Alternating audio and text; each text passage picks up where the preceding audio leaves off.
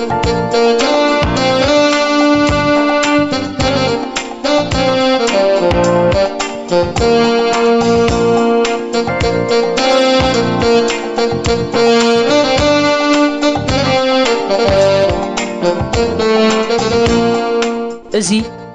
አገልግሎት ድምጽ ሰላምና እዩ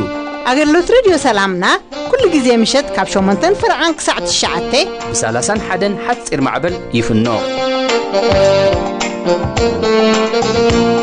أفكركم نفتوكم أب استفلالي كونتاتن كرنعت عالم كونكم أغلوت راديو سلامنا براديو بتلفزيون بيوتيوب خالق مرخب وزحنتي كتاتلو زلخم كزي أبهي رابز زلخم ويباركم نبلنا نرمي فلما سرقنا يزولنا كم نفلتو ازغنيات زي كنيات حماماتيو بقوم مغنيات مقوار دمالو معانتي عرب سقلتيو زعب عرب سقلت زملكات كل تمدبات حيزاركم مقربين فلما حاونا أقلقالي تمسكن حقوس بزعبا عرب سقلت أبهيوتنا زلو سقلوا زتنبه السمرها قربلنايو تكتاتلو بخبري نقدمكم انتاي زغلا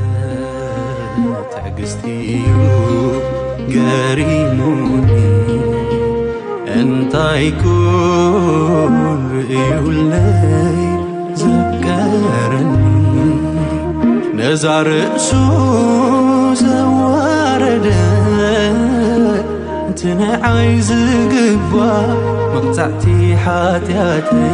كله تغبيلو يسوس موت اللي انتاي زبنا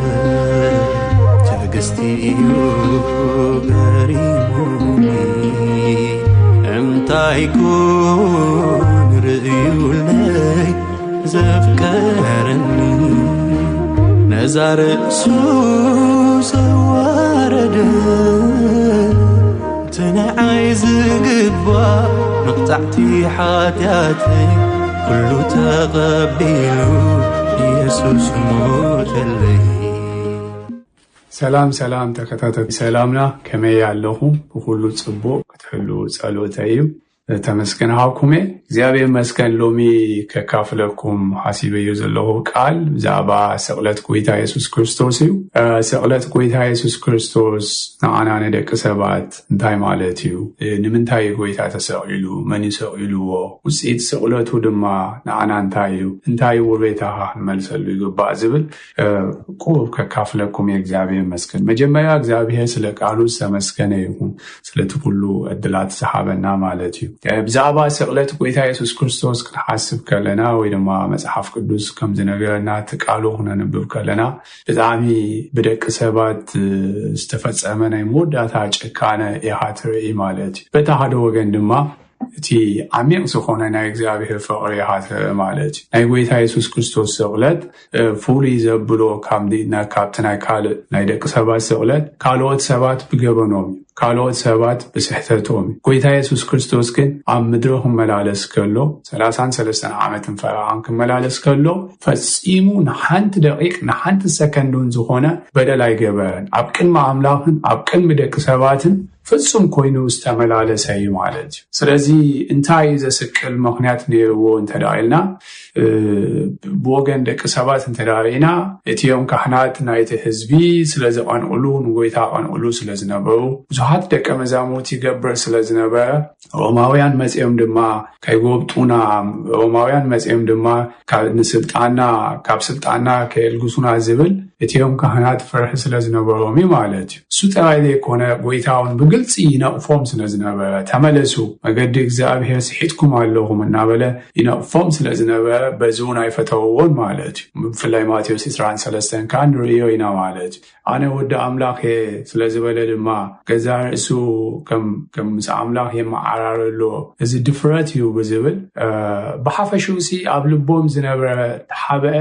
ዘይኣምን ተሪር ዝኾነ ልቢ ካብኡ ዝመንጨወ እዩ ማለት እዩ ለዚ በዚ ምኽንያት እዚ ከቢድ ዝኾነ ናይ ጭካነ ቅትለት ከቀትልዎ ወሲኖም ማለት እዩ ብወገን አምላኽ ድማ ክንረአ ከለና እግዚአብሔር ደቂ ሰባት ኣዝዩ ስለዘፍቅሮም በኃጢአቶም ኮሚሎም ድማ ናብ ሲኦል ክኸዱ ስለዘይደለየ ሓደ ወዱ መስዋዕቲ ብምግባር ናብ እግዚአብሔር ናቡ ክመልሶም በቃ እግዚአብሔር ሲ ምናይ ደቂ ሰባት ሞት ጥፋዓት ስለዘይሕጎስ بودو جيو نابونو خملسوم እግዚአብሔር ዝገበረው ናይ መስዋዕቲ ግብሪዩ ማለት እዚ በቲ ጭካኔ ናይ ደቂ ሰባት ነሪ በትልማ ፍቅር ናይ እግዚአብሔር ወይ ድማ ሰናይነት ናይ እግዚአብሔር ንሪየሉ ማለት ስለዚህ ጎይታስ ተሰቀየው ስቅያት በርባተ መገዱ ሁንሪዮ ነኸሊና መጀመሪያ ካብቲ ተታሂዙ ናብ ሊቀ ካህናት ንምርመራ ዘኸደሉ ናብ ሲቪላዊ ሰለስተ ጊዜ በቶም ሊቀ ካህናት ተመርሚሩ እዩ ሰለስተ ጊዜ በቶም ሲቪላዊ መራሕቲ ድማ ተመርሚሩ በዓል ጲላጦስ ሄሮዶስ ኣብዚ ጊዜ እዚ ኣላጊ ጾሙሉ ንዒቆሞ ጸሪፎሞ ጸፊኦሞ ብዙሕ ተሳቂዩ ማለት ጎይታ ግን ሕማቅ ትበሃል ኣይመለሰን ኣይተዛረበን ማለት ሱጠራይ ከይዓክል ካብኡ ሕሊፎም መሊሶም ድማ ኣብ መስቀል ክሰቅልዎ ከለዉ ንዓስታት 6 ሰዓት ዝኣክል ኣብ መስቀል ጠልጠሊሉ ከም ዝነበረ ቃል እግዚአብሔር ይነግረና ማለት እዩ ኣብዚ ክንሓስቦ ዝግባአና እቲ ኢዱ ብምስማር ኣብቲ እንጨይቲ ክሽንከር ከሎ ኣግራቡ ክሽንከር ከሎ ሙሉእ ናይ ኣካላቱ ሚዛንሲ ኣብቲ ኢዱ ዘዕረፍ ዘሎ ማለት ስለዚ ንክትሓስቦ ኣማን እንታይ ገበረካይ ማለት ይኸብደካ እዩ ከመይ ዓይነት ስቅያት ስቃይ ከም ዝነበረ እሱ ጥራይ ዘይኮነስ እቲ ዝኸፈአ ድማ ስቅያቱ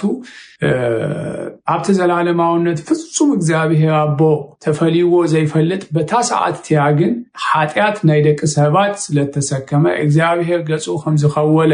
እሞ እሱ ጎይታ ኢየሱስ ክርስቶስ እንታይ ከም ዝበለ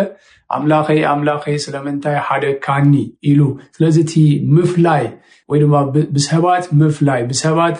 ምጥንጣን ኩሎም ደቀ መዛሙርቱ ገዲፎሞ ኸይዶም እቶም ዝፈወሶም ዝመገቦም የዕንቶም ዝኸፈተሎም ኩሎም ንሶሙን እንታይ ገይሮሞ ማለት እዩ ጠሊሞሞ ስቀሎ ኢሎም በይኑ ዝተረፈሉ ሰዓት ማለት ስለዚ ንጎይታ በዚ ሁሉ ስቅያት ሓሊፉ እንታይ ከመጽኢሉ እዩ ጎይታ እዚ ሁሉ ዝተዓገሰ እዚ ህጂ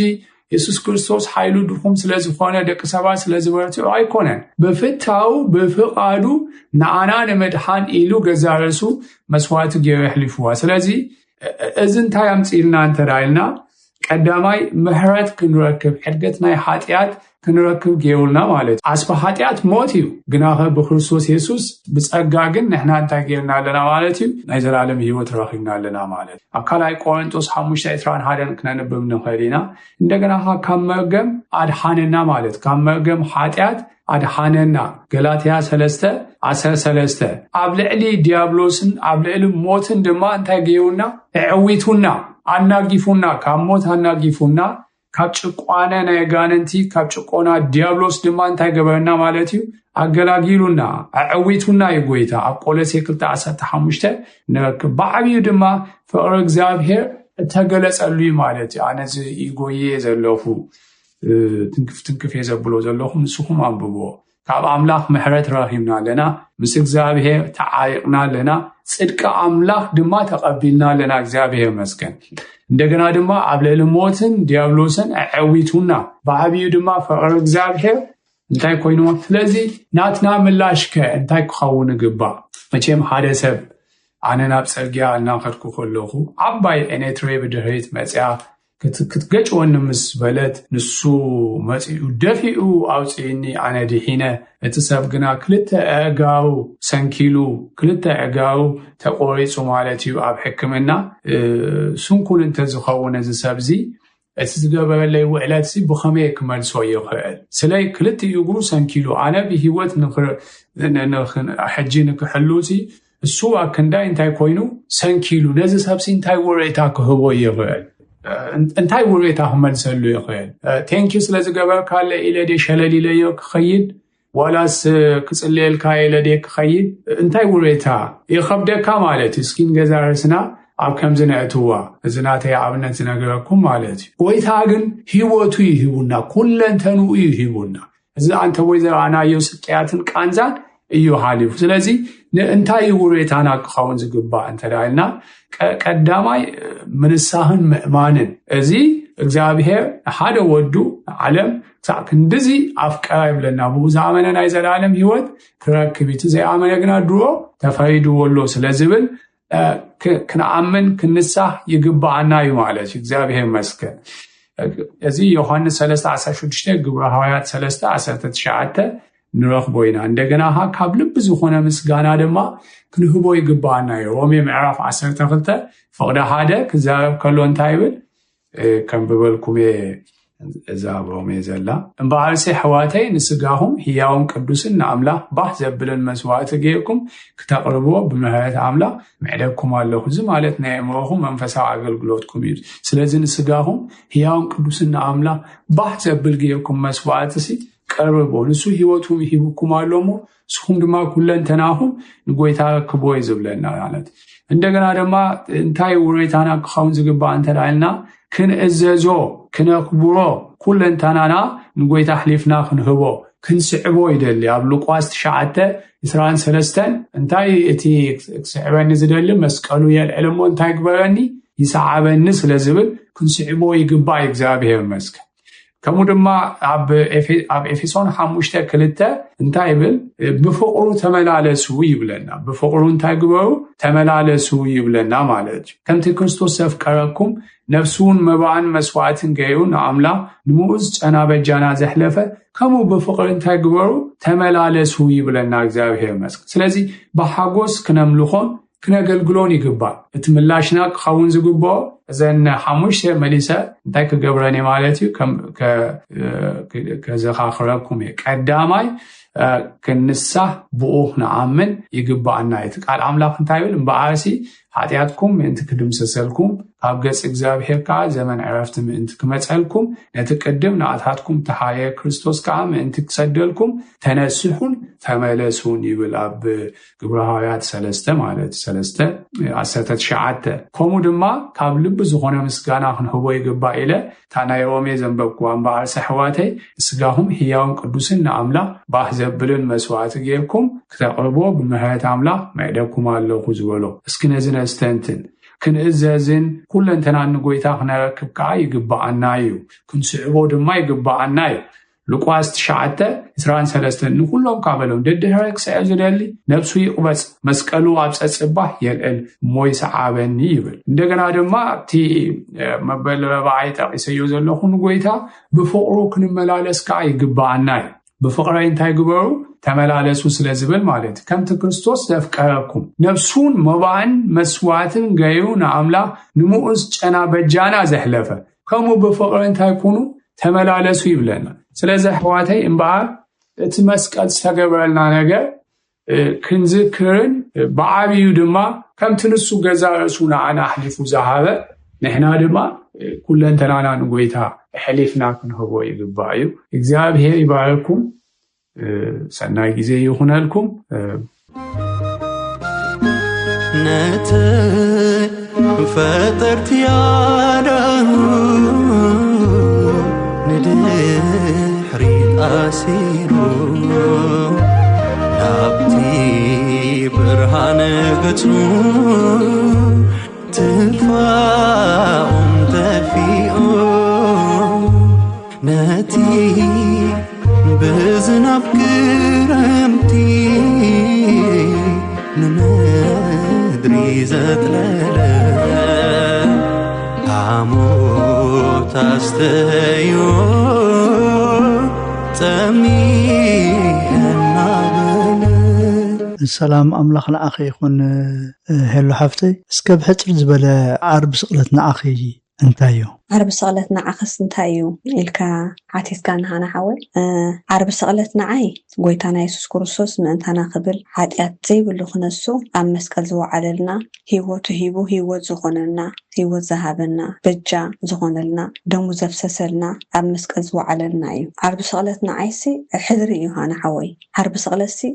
عمت زبعال زي كونس كل كيزين نذكرو ان حسبون كنتنا عنا هيوتو زهابنا نحناون نعونا ذكرنا بزحات نمدحان كنكون حدر استوهبنا خوينيو أنا حوي بهم يزردأني سألتنا عناس نعنا خبل كاب حدياتنا نمنصح دوم فسيسو نايزل عالم هيوتو متان كنورس كاب زحالة فخناني نت أجيروناي حارنت هيبونا ناتنت هيبونا كابتناي أغان تاوت المتاوتيو حراجيرونا فتحنايو سألتنا عيسي تأثيرا يرس فتحي بدومو بتبجاز قنالنا يسوس كرسوس مالتيو أمسكال زو عللنا نعنا خبل سلازي قدن أسرات نيرنا بيسوس كريستوس كاني حراقينا تفتحنا مالتيو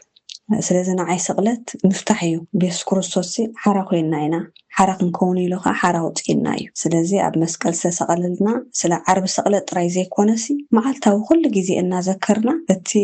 በጃ ዝኾነልና ንዑ እናሓሰብና ንብዙሓት ከዓ ንምድሓን ክንከውን ተስተዓምናዮ ክጥዕሙ እዚ ግን ማለት ሃይማኖት ኣይኮነን ገዲፉልና እታ እግዚኣብሔር ዝገበራ መዓልቲ እዚኣ እሞ ብኣውን ባህ ይበልኩም ተሓጎሱ ስለዚ እግዚኣብሔር ብታዕድሚ ዝሃበና መዓልታዊ دقيق إنا نذكره سقلت كريستوس عمتاوي كونن سقلته معلتاوي نذكرنا نوانجيل ككل جزء دلوات إنا نخون مالتي معلتاو نذكره نستنتون دعركينا نوانجيلون استدلنا سبعتنا كنكون سلزي كل معلتي كابت المات كابت سأسيرنا لزنابرنا ويكابتي حجاجاتون زبهال جبر أي تجبر زبل سب أمنت كم ندحن غيرناي دحرتي بجاز خونلكا أتي دوم زفسسلكا معلتاو ندحر نذكره خينا كل سب كدحني خاتدليو تزطعم كايو قطعمو يخا تدلي حذريو تسقط عم كايو تبجاز خونلكا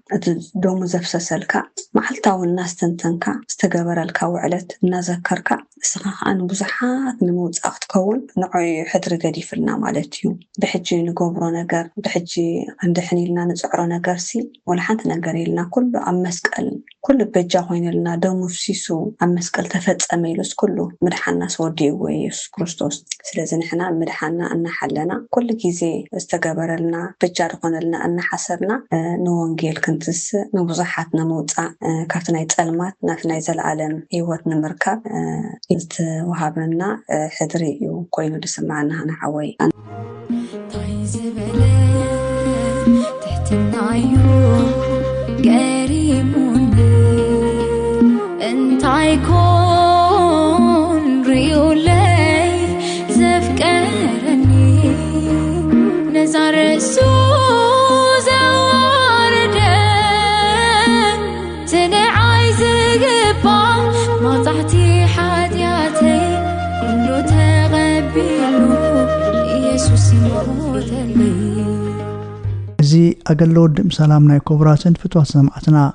قصيلنا دما بمغنيات عرب سقلت بزعبا عرب سقلت الزملكت فلاي كاب خوسانا جميرو كسابتي تنسائي اوان استفصملو كونتات كم ملكع زانتا غيرنا خنا ارغلكمينا كتكتاتلو بخبري نقدمكم تا مودعتا سمون زانتا حمامات كريستوس ኢየሩሳሌም በዓል ፋሲካን ምጽምባር ካብ ርሑቕ ሃገራት ብዝመጹ ነጋዶን በጻሕትን መሊኣ ነበረት ኣብ ማእኸል ተኣከበ ህዝቢ ድማ ኢየሱስ ናዝራዊ ምስ ደቂ መዛሙርቱ ይጓዓዝ ነበረ ብዙሓት ሰባት ብዛዕባ ተኣምራቱ ሰሚዖም እዮም ገሊኦም ነቢይ ኢሎም ክኣምኑ ከለዉ ገሊኦም ድማ እቲ ብኣምላኽ ንህዝቡ ተተስፈወ መሲሕ ንሱ ክኸውን ከም ዝኽእል ብሕሹኽሹኽ ይዘራረቡ ነበሩ ኣብ ደብረ ዘይቲ ናብታ ከተማ እናቐረበ ምስ መጸ ኢየሱስ ደው ኢሉ ናብ ኢየሩሳሌም ቁልሕ በለ ፀሓይ ንመንደቕታ ከተማን ንግንብታት ቤት መቕደስን ተብርሃሉ ነበረት ግና ኸልቡ ብሓዘን ተመሊኡ ነበረ ኣብኡ እንታይ ከም ጽበዮ ይፈልጥ ነይሩ እዩ ነሱ ድማ መንጻግ ስቓይን መስቀልን እዩ ንኽልተ ደቂ መዛሙርቱ ኤሉ ኣድጊ ከምጽሉ ናብ ቅድሚኡ ሰደዶም ኣብታ ኤሉ ተቐሚጡ ድማ ነቲ ጥንቲ ትንቢት ብምፍጻም ብትሕትና ናብታ ከተማ ኣተወ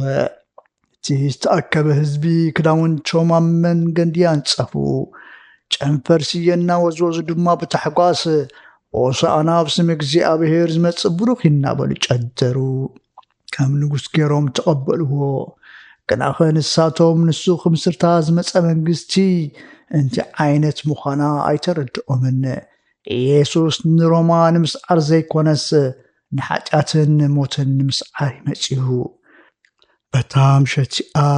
ብስቕታ ካብታ ከተማ ወፂኡ ምስ ደቀ መዛሙርቱ ናብ ቢትያና ተመልሰ ጽባሕት ኢየሱስ ናብ ኣጸደ ቤት መቕደስ ኣተወ ኣብኡ ኣብ ክንዲ ጸሎት ጫውጫታን ንግድን ምዝመዛን ረኸበ ነጋዶ ነቲ ቅዱስ ቦታ መልእዎ ነቲ ናይ ኣምልኾ ስፍራ ህዝቡ ገጽ ኣምላኽ ዝዘልየሉ ቦታ ቤት መቕደስ ናብ ንግዲ ቀየርዎ ቅዱስ ቅንእያ ውሽጡ ነደደ ሰደቓታቶም መመንዘርቲ ገንዘብ ገልበጦ ቤተይ ቤት ጾም በሃል እዩ ንስኻትኩም ግና በዓቲ ጓሓላ ልገበርኩም እናበለ ድማ ካብኡ ኣውፅኦም። መራሕቲ ሃይማኖት ብዓብዪ ቁጣ ይዕዘብዎ ነበሩ። ካብ ትህሞት ጀሚሮም ድማ ንዕኡ ዘጥፍኡሉ መገዲ ከናዲ ጀመሩ። ይኹን እምበር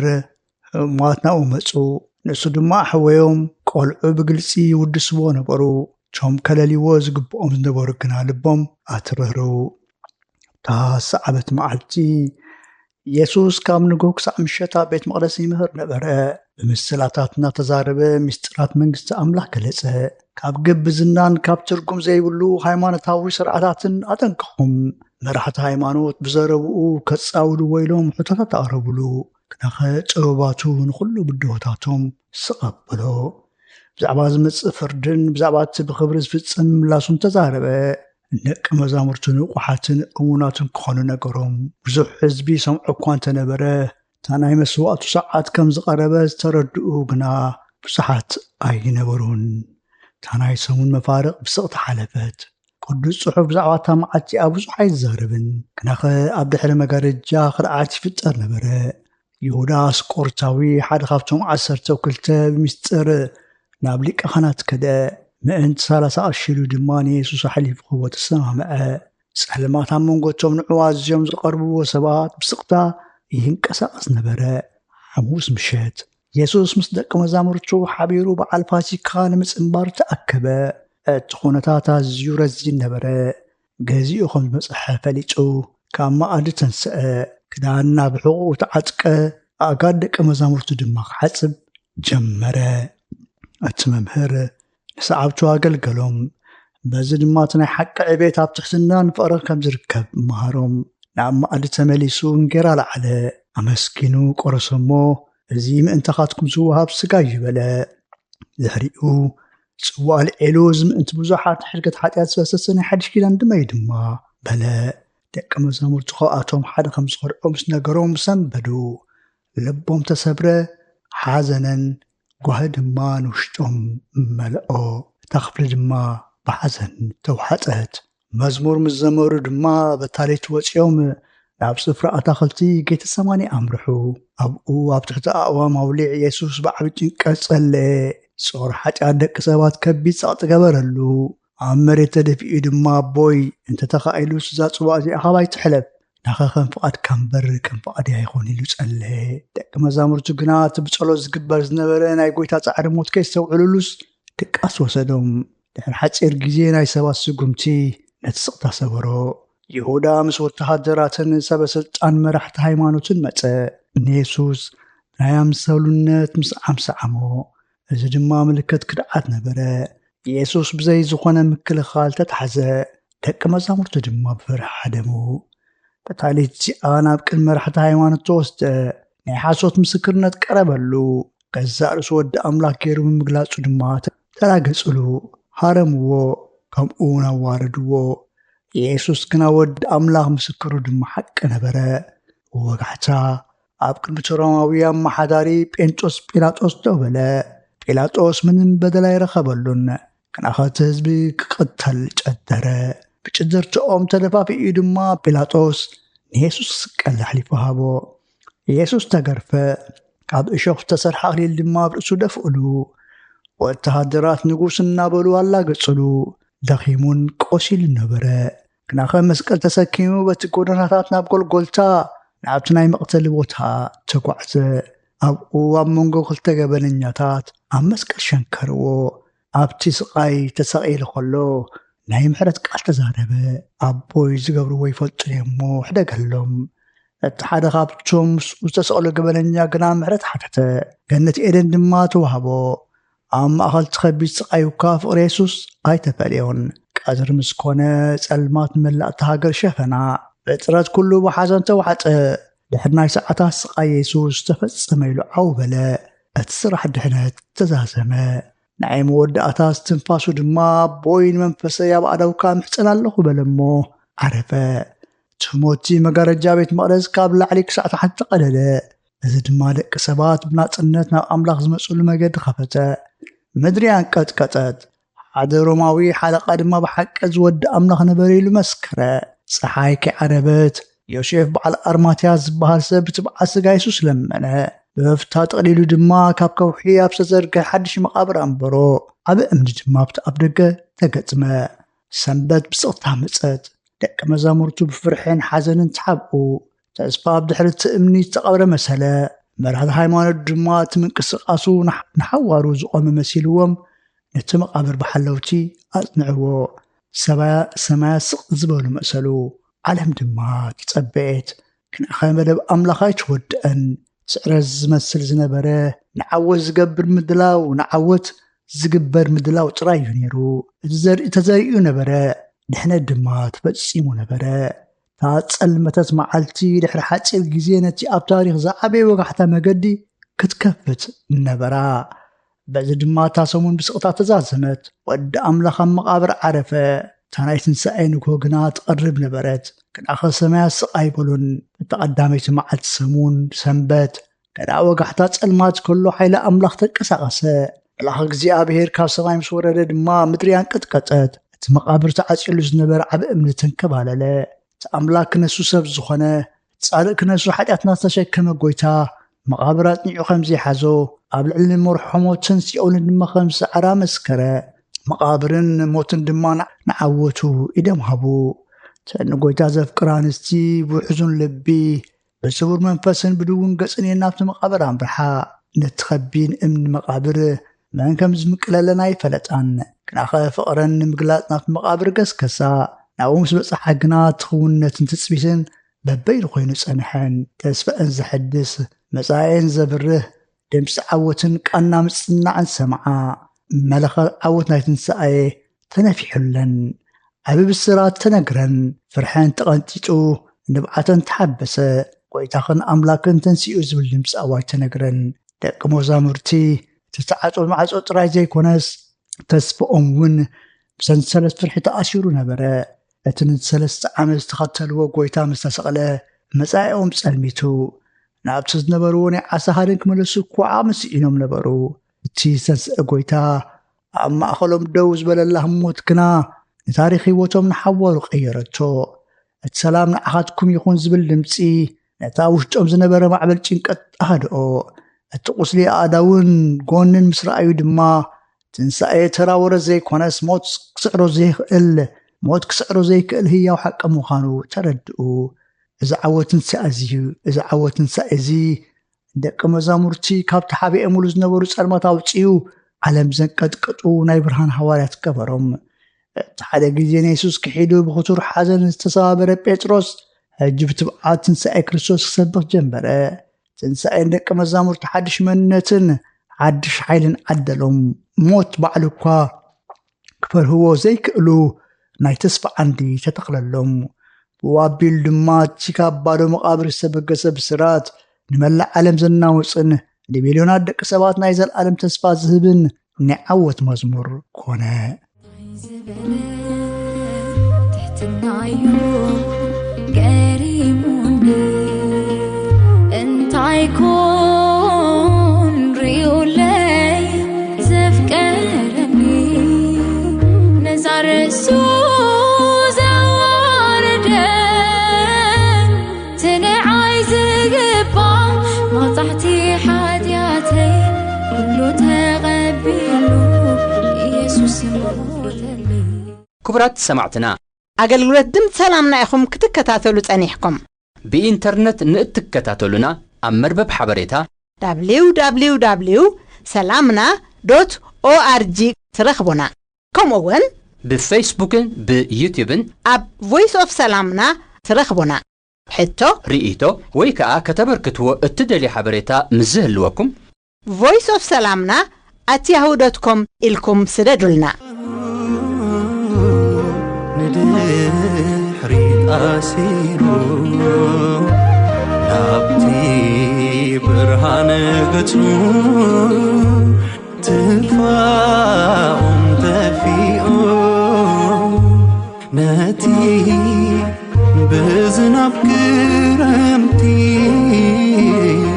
ንምድሪ ዘጥለለ ሓሞት ኣስተዮ تمينا بل زلولو زوردو من دايو كافلو برايو يتنوت بناهم نفو زلالم هيوات نامان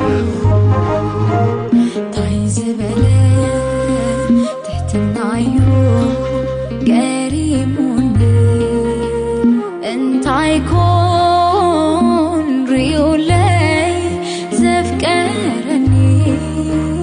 نزار السوزة واردن تني عايز قبا ما تحتي حدياتي كله تغبيلو يسوس موت اللي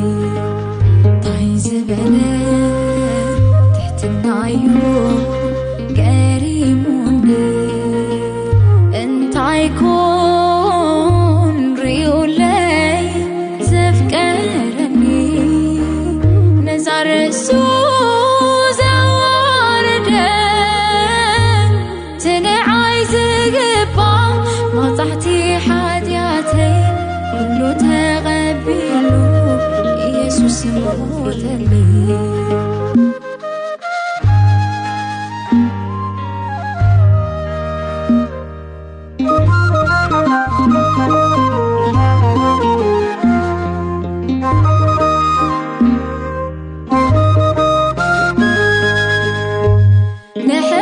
نحمامي انت زي حمو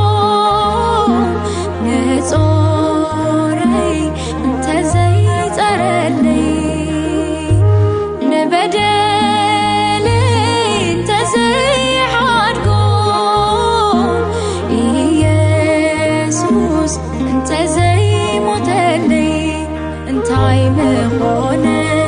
زناتي هيوان بزيناتو هلاونت نوازي كونن تبجوني بواقايو عديبني انتاي زبنة تعقستيو قريموني انتاي كون ريولي زفكرني نزار سوزة واردن اتينا عايز قلبا مقطعتي حاتياتي كله تغبيو يسوس موت اللي انتاي زبنة تعقستيو قريموني انتاي كون ريولي زفكرني نزار سوزة واردن اتينا عايز قلبا مقطعتي حاتياتي كله تغبيو يسوس موت اللي